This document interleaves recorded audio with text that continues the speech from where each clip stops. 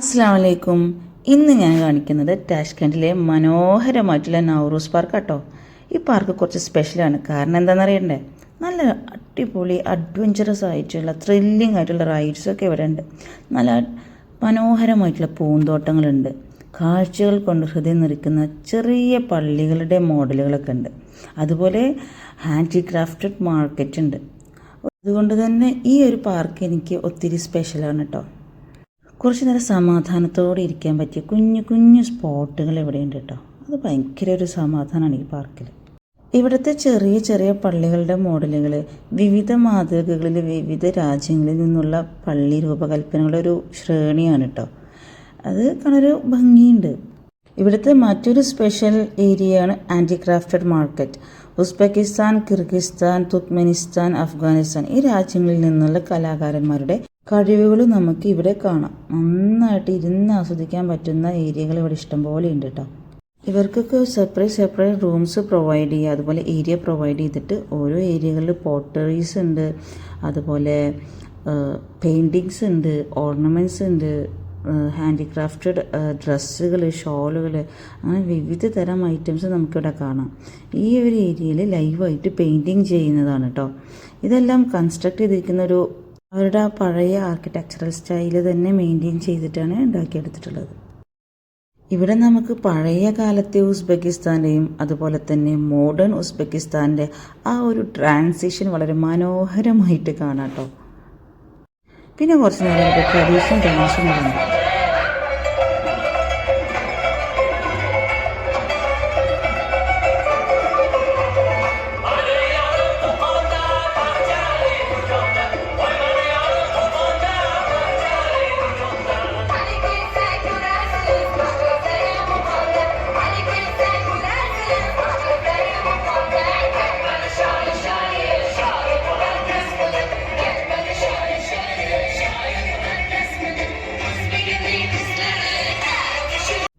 പിന്നെ ഇത് ഇവരുടെ പോട്രി ഏരിയയാണ്. അതായത് പ്ലേറ്റ്സ്, ബൗൾ, പോട്രി മേക്കിന് ഉസ്ബെക്കിസ്ഥാൻ എന്നും ഫേമസ് ആണ് കേട്ടോ.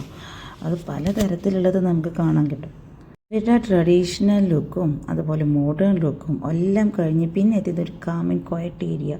അതായത് നല്ലൊരു ഭംഗിയുള്ള ബ്രിഡ്ജ്, ഹാങ്ങിങ് ബ്രിഡ്ജ്, അതിന് താഴെ ഒഴുകുന്ന ഒരു ചെറിയ ജലാശയം.